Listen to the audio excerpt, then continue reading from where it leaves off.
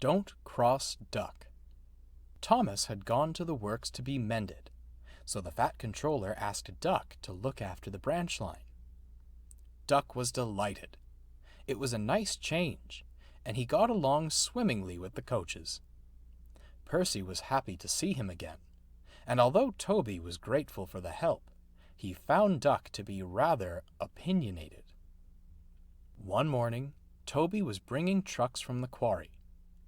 Bertie was approaching the road crossing, but to Toby's horror, he wasn't slowing down. The brakes came on, and both engine and bus shut their eyes. They just missed each other.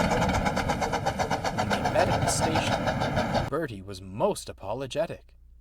"I'm sorry, Toby," he sighed. "I've got a new driver, you see. He seems to think I can beat you to the crossing." "That's all right," Toby smiled. "I just hope he doesn't put you in danger like that again." Duck arrived with Annie and Clarabelle. He'd heard everything. "Didn't your driver see the crossing gates, Bertie?" "There are no gates," Toby replied. Duck gasped.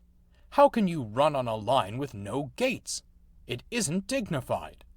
Otherwise, those road vehicles wouldn't know to stop." "I know when to stop, thank you," scowled Bertie. "It's for your safety as well as ours, Bertie," replied Duck. "Accidents cause problems for all of us. The Fat Controller needs to put up gates at once. You should have asked him to do so ages ago." Toby and Bertie said no more. "I don't believe it, Percy," said Duck. "I never thought Toby would be foolish enough to run on an unsafe line." "The line is safer because Toby runs on it," replied Percy. "His cow-catchers and side plates work wonders. You needn't worry, Duck. If the Fat Controller thought gates were needed, he'd have put them up long ago." Duck was unconvinced. They were needed, in his opinion. Recently, one of the level crossings had been having issues with its gates. Sometimes they worked as intended.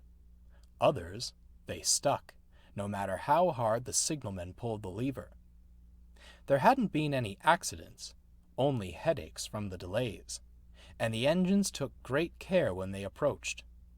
Unfortunately, no one had warned Duck.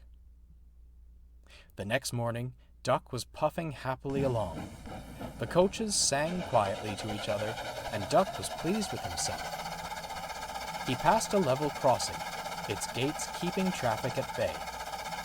"Now that's the way," he thought, "just like a proper railway." At the troublesome crossing, the cars and trucks had passed safely through. A new signalman was on duty. He pulled the lever and went back to his coffee. He didn't notice the gates had stuck. Duck soon approached the gates, but he didn't worry. They'll open, he smiled. But they didn't. They're sure to open. They have to. Still, the gates stayed shut, and Duck was getting closer and closer. "Stop! Stop!" he cried. His brakes screeched and his whistle blew, but it was too late. Crash!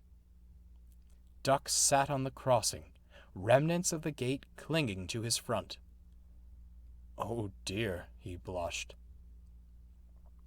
There wasn't time to examine him.